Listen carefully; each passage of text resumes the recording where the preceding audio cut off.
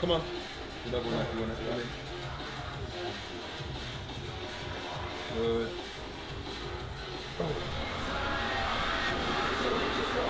Come on, get short, close, go again. Yes, last one. Yeah. Drive, getting short, yeah. Good. Good line, good. That's better, good there. Come on then, good set. Keep going. Solid side again.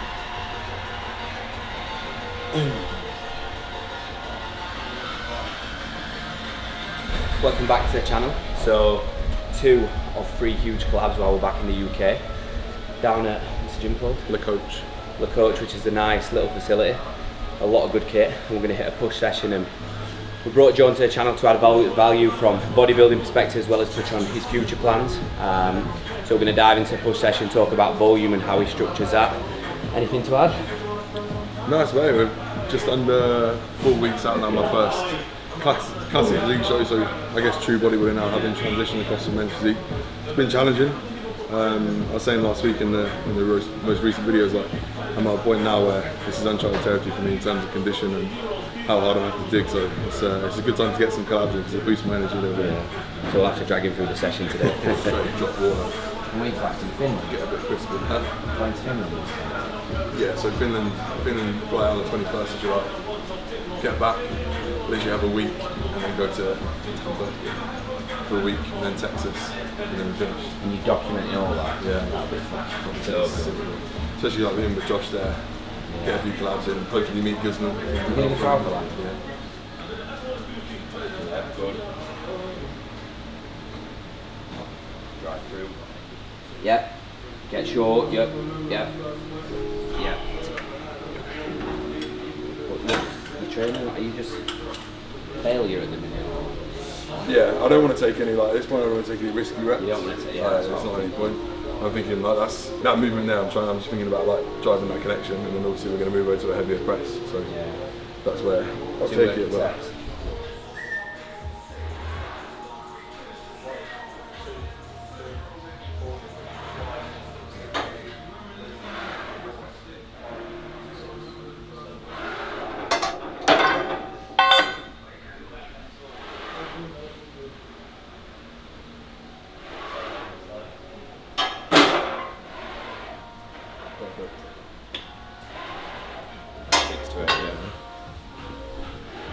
good. Yep. There you go. Come on. Up. Yep. All you again. My hands are there, but I'm not touching. Yep. Drive. Yep. Finish it. Yep. just give it a couple of inches through the chest. Now drive back up. That's good. There you go. Good, man. Come on. Let's go. And again. Working now. Come on. Drive. It's good, Ben. 2 more there. Yeah, come on. So you ain't touched it. Drive. Come on. Finish that.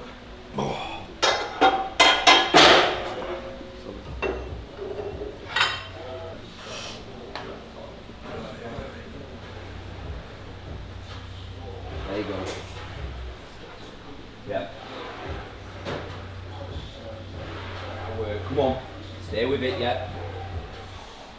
Drive. Yep. Oh, it just drops off. Did you hold your breath for the last few reps? I didn't mean to. I'll do one more set on this. Just take the 2 5s off and I'll do 40.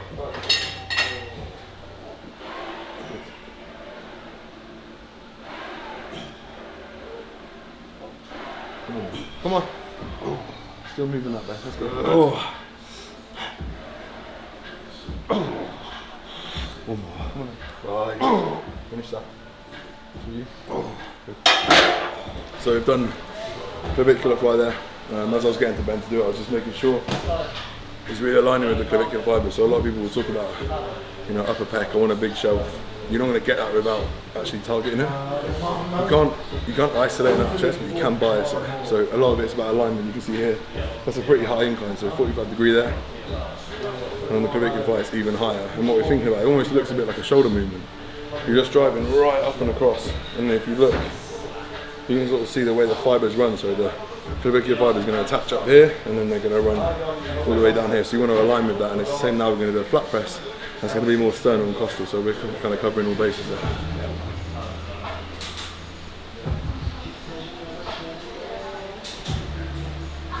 Yeah, there you go. Yep. Drive. Yep, sure. Yep. What did you think of Miami? Unreal. I fucking loved it. So I've moved there. we mentioned that today in the supermarket with Alex. The people, the gyms, the vibe, the beach, like. I was there on my own and I had a good time. You know Yeah, we did a week and it were all very much action-packed content, but I brought my best mate with me and I was like nowhere near ready to go home. I'll just fucking come there. Yeah, just I make will. content. Like, We're not done there, are we? We said that back in the wherever though, like. Yeah, definitely. Yeah, 100%. It's not often you meet someone that can just do that. Yeah, it's not. Yeah. I'm always down for that. Yeah, I'll definitely let you know. It's a big thing. So, yeah, perfect.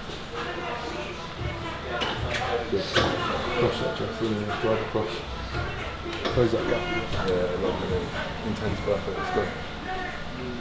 Yeah. Come on now.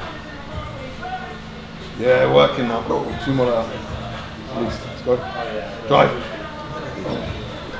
I'm ready. Let's go. Good. Yeah. Last one. One more. Close that gap. Come on. So. There you go, yeah. Yeah, come on now. Drive. Get short, yep. Oh.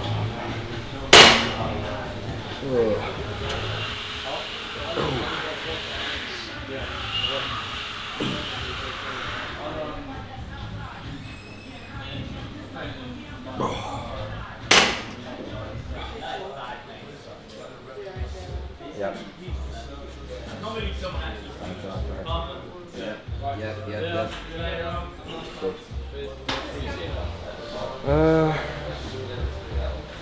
Probably not actually that long, like in the grand scheme of things, but we just got shit real quick.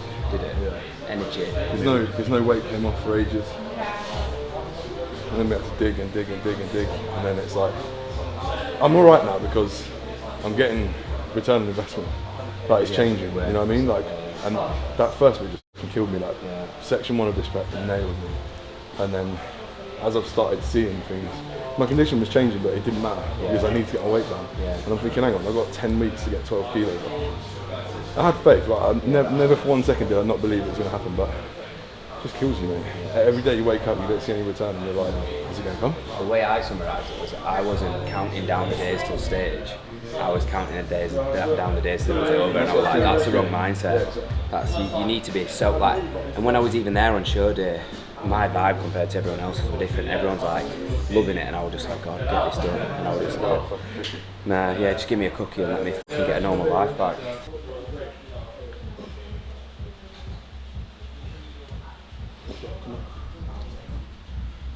Oh.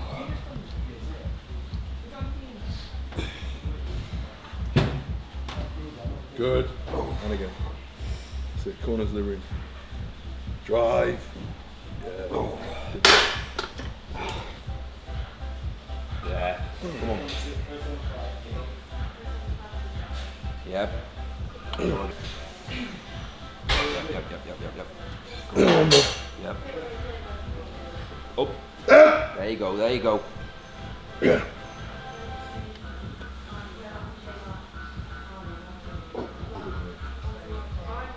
Go to, you can't go anymore, let's go.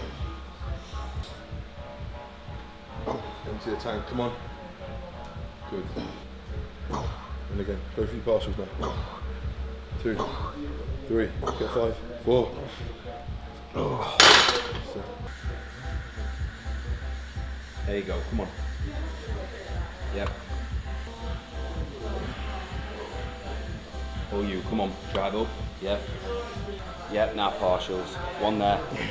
Yep, 2 there. Yep, 3. And again, 4. Yep, 1 more. 5. Yeah.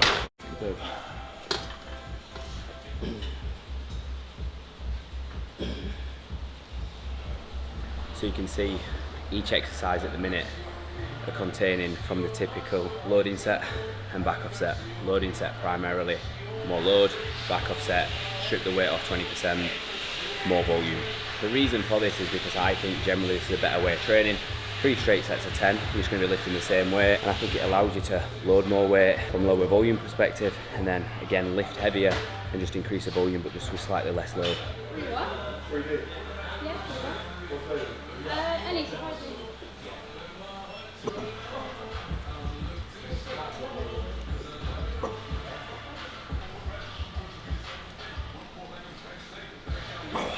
So just some set cues. So in terms of how are we setting this session up, typically what we're following is 1 loading set, so higher load, less volume, 1 back off set, so less load, higher volume in terms of reps. And then other movements such as the lateral raise machine, we simply did 2 straight sets and then typically a drop set on the final one, just to increase that volume because there's less volume across a full session on that movement or on that muscle group.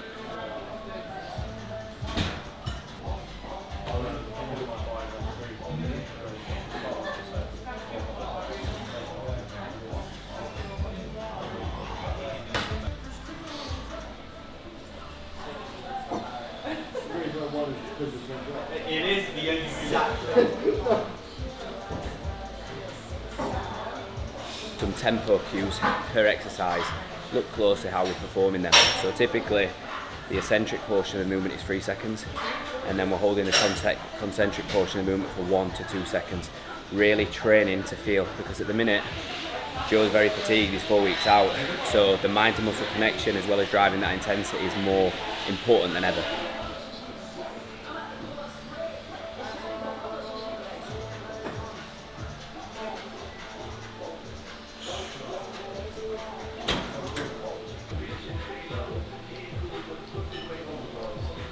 I might get my posing done now. I've got pants on.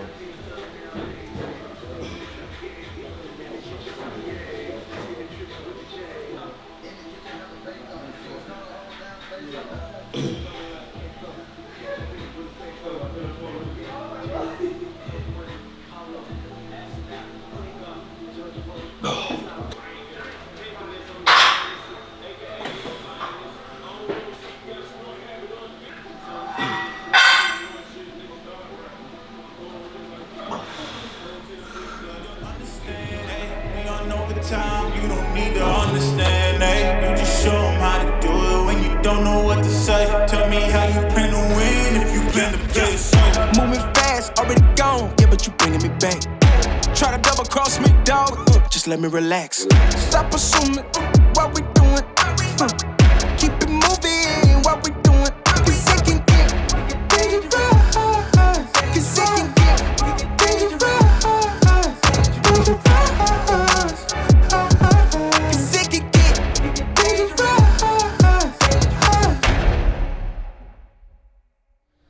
Right, so that's the session wrapped up, and there's a couple of questions that my audience have wanted Joe to answer, and I think the first question is, do you feel any pressure going into this year's shows?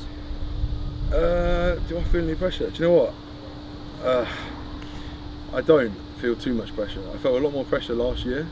I think this year I'm going into something that's completely new. As the time gets close to the show, I feel pressure on myself. At the start of this year, I was like, I'm not here to qualify for the Olympia. I'm not here to do this. I want to enjoy it. I know I'm definitely not competing next year, so there's no like momentum. It's just like I want to go in, enjoy Classic, get my feet wet, and see if that is where I belong with regards to competing, if I'm to continue. So I don't feel any external pressure, but I will naturally always put pressure on myself, and I've felt this over the last few weeks. I think if you'd asked me 12 weeks ago, how much do I want to place at these shows, or would have said just there for the experience, and now I want to win them. Yeah. I think that's natural. As I get closer, I feel more ready and I feel more deserving of a top place.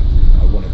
So yeah, you're working hard, aren't you? You're putting the work in, so you want the reward. And I always say to people, I never ever compete just to make up numbers. No. It's absolutely pointless. So yeah, there feels some pressure, but it's not debilitating by any means. Yeah. No, I think seeing his physique today, of course, you've put the work in over the years, not just this prep. 10 years in the making, 11 years in the making. This is. You brought coaches into your brand, and you've announced them. All of a sudden, that's a person, they've got a journey. Yeah. And I do the exact same, but I see the way the coaching world's going, and you've got all these mentors, and it's like, yeah, bring this coach on, keep him behind the scenes, take 60% off him. Yeah. And it's just almost like that guy's worked hard to get where he is. Yeah. If he's going to represent his brand, your brand, you've got to give them something back in return. And I've seen what you've done with your 2 coaches, and I've done that with the 3 that I've got now. And I think if they're going to really shine for your brand, and they're going to really kind of preach you as a coach in your business, you need to give them that recognition they deserve to grow effectively, I think. 100%. Yeah, I think for me that process was all really natural. Yeah. With Luke, it was really natural. It was it was the start of my prep last year. In my head, I was like, there might be an uptake, in inquiries. I'm not going to be there to handle them. I was coaching Luke at the time. That's been exactly the same with Max. I coached him for a long time. I knew who he was. I knew what he was about. He'd proved himself to me as an athlete, as a person, as an educator, and as someone who was hungry, and as someone who was going to fit into my brand perfectly. And he has done, on my terms, exceptionally well. I don't know the ages of your coaches, but Luke's 21, and I don't believe there is another coach in the UK at his age doing the numbers he's doing now. And it's because he provides a fucking top-class service. It's funny you say about sort of rewarding them, actually, because I don't want Luke or Max at any point to think, do you know what, I could do this myself. Yeah. And it's not even out of greed or money that I want, but I want them to feel part of the business. And actually, a question back to you is, have you thought about it not being called Bray Coaching? Is that something you want to do? It is now. As it grows, I want to, and we've had this conversation on the way down here today. Do you ever see yourself moving away from the brand Bray Coaching? And the answer to that is absolutely yes, because it's not just about me now. It used to be, but now we've got 3 coaches under the brand with the same values and the same ethos. That I think if we renamed it or rebranded, it's still the same business, just under a different name. Yeah, I like that. I think this, Team Brightman now, that was because I started and it was me, and people knew who I was, and that's how it began. But definitely, probably not yet, but in the next year or so, I'd definitely like to rebrand. And it's funny, I've spoken to my dad, who runs his own business, and I've been asking him, how do I reward these guys? Yeah, how do I give them dividends in the company? How do I give them that ability to earn, to boost their own earnings, not just from what we're doing? So yeah, it's cool to talk about that. It's really interesting. Yeah, there's a lot of speculation out there. Like, you see these mentors and they're like, right, you bring a coach on, you cap them at 35. You bring another on, you cap them at 35. If you do the maths, they're charging whatever X amount, 150 again. They're not going to live any better lifestyle than what they are if they was employed by a company. So it's almost like you want them to live equally as good a life as you do, 100%. and support what you are bringing from a coaching brand perspective. So the one question that I got asked was, in terms of being an IFBB Pro, people always wonder, is there a balance, or is it all or nothing? I think this is something I'm quite fairly unique with in terms of where I'm at, and I think it really reflects probably in my career, and also reflects in my sort of career going forward. I'm very much in the off season, I will preach as much balance as I possibly can, but I think my definition of balance is my training gets hit every single week to failure with intensity. There's no off sessions. My nutrition gets hit every single week, every single day. What I use to hit that nutrition, I'm not going to sit there and eat cream of rice 7 days a week, 365 days a year to hit my macros. I'm going to go out, I'm going to enjoy myself, I'm going to see my mates, I'm going to do this and that. But does that take away, and I've always said this, does that take away from my ultimate gains, if you like? Yeah, for sure. But I'd honestly rather leave 5% of progress on the table and enjoy my life 50, 60% more than be 100%. I spoke about this so openly. People like AJ, people like Kuba, absolutely tip my hat off to those all-in bodybuilders, but that's just not me. I'm not comfortable doing that. That would not be an enjoyable life for me. I want to travel, I want to see things, I want to do stuff, I want to experience foods and nights out and holidays, and that doesn't equal. That is balance, but it doesn't equal 100% progress. But I think that's a good point from you. That's your balance, and I'd align with that. I think that's my balance. But a lot of people will come to me from a lifestyle perspective of coaching and be like, oh, I want a really good balance. That doesn't mean to me you go out and get pissed twice a week or have 4 off-plan meals. No. You still nail your nutrition, you train hard, you tick the boxes, and that's how I look like I do all year round, because people will see the life I live on social media, but behind closed doors, when I'm going to these Marbella trips, I'm hitting my nutrition, I'm still having an off-plan meal, but I'm training hard in the background as well. And I think there's a definition of balance that will differ for every individual across.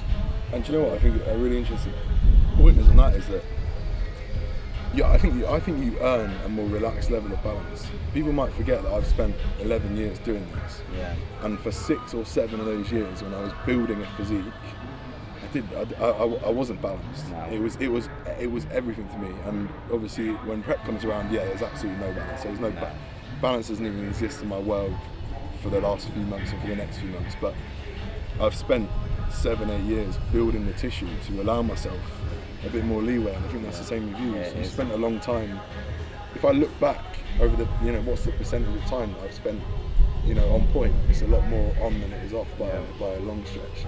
And I think that's something I wanted to sort of talk about you, because when I'm done with this prep this year, I've said openly I'm definitely not competing next year, and I'll definitely be looking to live a more balanced lifestyle. Like, how have you gotten yourself to that position, and how do you structure work with travel with balancing a physique? Is it that you do sort of 5 days on, 2 days off, or when you're away you're on point throughout the day and then you have an evening out? I'm very organised in terms of setup, so you might have seen from these trips you'll never see me in a hotel. So I make sure I've got cooking facilities, I make sure the meal plan that I follow at home is followed 80% on holiday. So if we bring Marbella to life, we had 2 off-plan meals for the rest of that trip, which was 5 days. Everything was on point, training regime stayed exactly the same, expenditure was tracked, hydration, supplementation. But in terms of having more flexibility, I don't have that pressure on me like you do now in terms of a competitive standpoint, or I have a deadline that I'm working towards. I can maintain this, and I think over time you find what works for you from a balance. Like, I know I can have 1 to 2 off-plan meals a week, a drink every 3 weeks, and my condition stays the same now because I've had 2 years experimenting with that. Whereas I struggled at the start. I spent 6 months going out, eating what I wanted, because I was, like you, all in. So when I came out of that, I didn't know how to find and structure that balance, and I think as you step away from it, you'll find exactly the balance that makes you happy, where you still train effectively, but you still look fucking good. Yeah, I think that's really interesting. That's definitely something I've struggled with in the past, in terms of when I finish competing, I do go on that. I really struggle. I go on that. I've restricted myself for so long that I'm like, why not? Do you know? Yeah. And actually, the bottom line is, when I'm in prep, something's dawned on me this year that I enjoy the meals I eat. I enjoy every single meal that I eat, and I want to live a lifestyle. In fact, this is an interesting question. I want to live a lifestyle whereby I actually purposefully do restrict myself a little bit. So when I do go out for that sushi, or I do go out for that burger, I savour it. And you still appreciate it. Because in off season, partner or parents or whatever always want to go out for dinner. I'm like, I fucking don't care. Yeah. I'm shoveling so much food in it, I don't give a shit. Let's go wherever you want. And I don't want that. No. I almost want that. I want to pull that bow back a little bit, so that when I do go out, I can enjoy myself, and it does feel like a treat. I'd say I've got that balance at the minute where that's really good. I'm regimented but still appreciate an off-plan meal. Like today I've come here, meals on point, that'll be the same, but on Saturday I've planned to go out for a nice steak, and I can get away with that and still wake up Sunday in the same shape that I was in today or last week. It's a good balance. It's a healthy balance as well, mentally and physically on the body. It's good. And the channel as well, these travel vlogs are off the charts, and hoping to join on a few trips later on. And we'll catch you in the next one. Peace.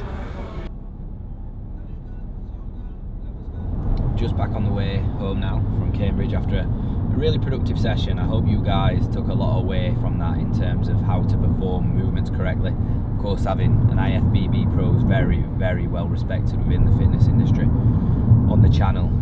Adds a massive amount of value. You're not just seeing me execute movements, you're seeing the top of the cake, really performing movements, training to intensity. And I think it's great to bring people like Joe on the channel.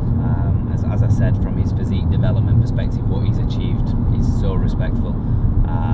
And I think in terms of how he's built his business on his ethos and brought 2 incredible coaches on again is very valuable. And I think we're very similar. I think in a couple of months he'll be someone who I spend quite a lot of time with once he's taken his foot off the gas from a competitive preparation standpoint, and he's in America and stuff and Dubai. I'm sure you'll be seeing plenty more of him on the channel.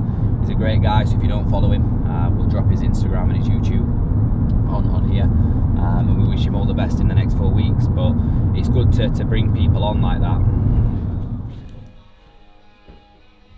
Figuring the layout so this living room creates a stunning first impression of the home. With the center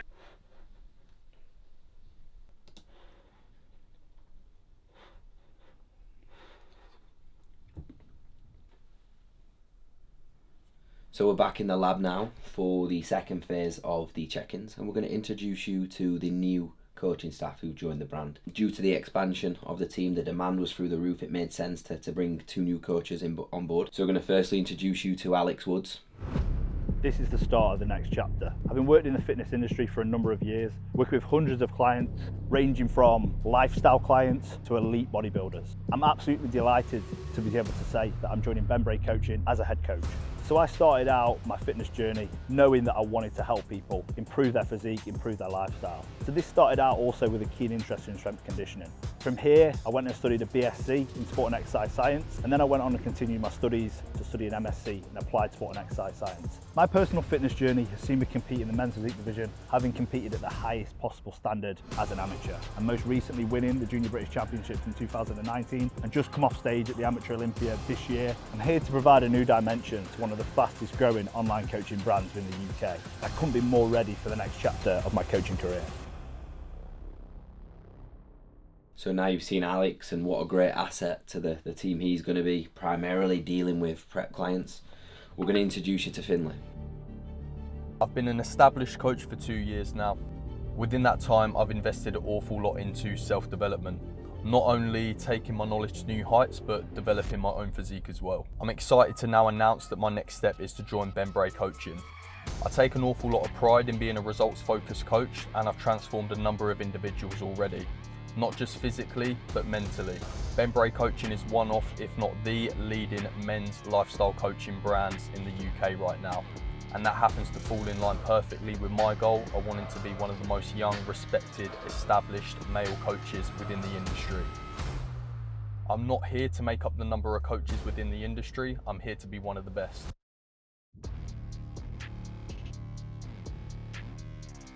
So a nice short and sweet introduction, but we are going to have a team day where both Alex and Finn feature on the channel alongside with Sergio, and all 4 coaches really come together to produce some valuable and educational content to touch on our ethos and our values as a team. But as always, thank you for watching. Remember to like, comment and subscribe, and anything you want to see from the channel, do let me know. But before we do go, we have got a huge collab coming next week. I've talked about this individual before. I'm not going to say a single peep. You will all see through social media, and you will all see from the video next week, so stay tuned. And as always, thank you for watching.